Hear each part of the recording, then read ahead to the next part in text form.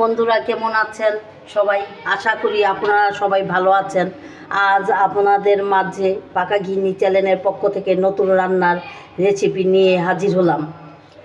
পাকা গৃহিণী চ্যানেলের রেসিপি যদি ভালো লেগে থাকে তাহলে লাইক করে কমেন্টে আপনার মতামত জানান এবং সাবস্ক্রাইব করুন।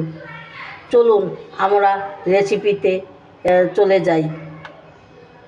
আমি শুক্তো রান্না করব, লাউয়ের শুক্তো রান্না করব। তার জন্য কিছু লাউ কুচি করে কাটা আছে, কিছু ধনিয়া কুচি, তেল, হলুদ, সরিষা, লবণ। চলুন আমরা চুলোতে যাই। আমি এখন চুলাটা অন করে নেব। কড়াইটা গরম হয়ে গেছে। এখন আমি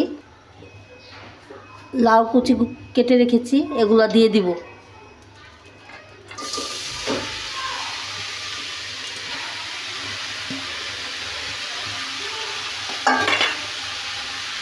তেজপাতা আগে থেকে ধুয়ে রেখেছি, এখন আমি তেজপাতা দিয়ে দিব। স্বাদ মতন লবণ দিয়ে দিব। এখন আমি নাড়াচাড়া করে দিব।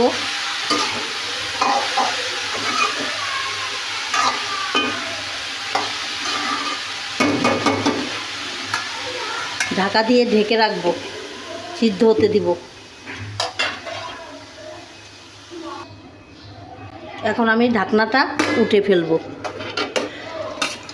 দেখুন কত জল উঠে আসছে।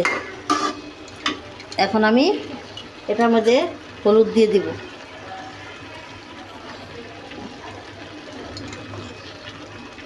অল্প হলুদ দিয়ে দিলে স্বাদ হয় খেতে। আপনারা বাসায় ট্রাই করে দেখবেন, খেতে অনেক স্বাদ হয়।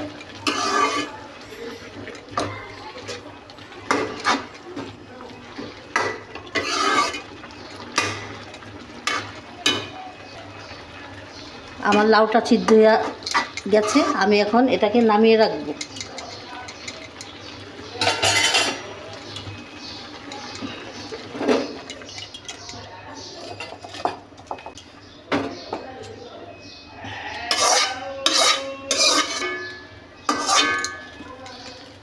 তেল দিয়ে দিব।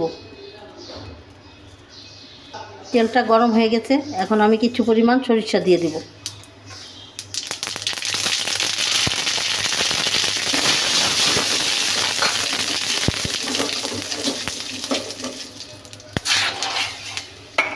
নামিয়ে রাখা এগুলা লাউগুলি দিয়ে দিব।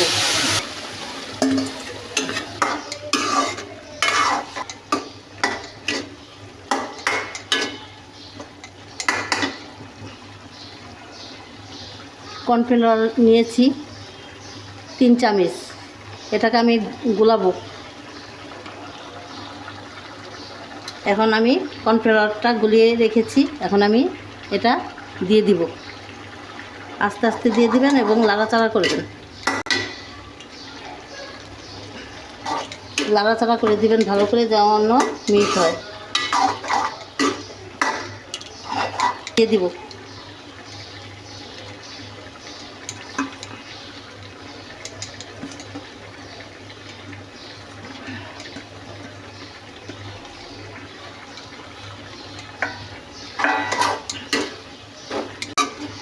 লাড়াচাড়া করে দিব ভালোভাবে। আপনারা বাড়িতে ট্রাই করে দেখবেন, খেতে অনেক ভালো হয়, খেতে অনেক সুস্বাদু হয়।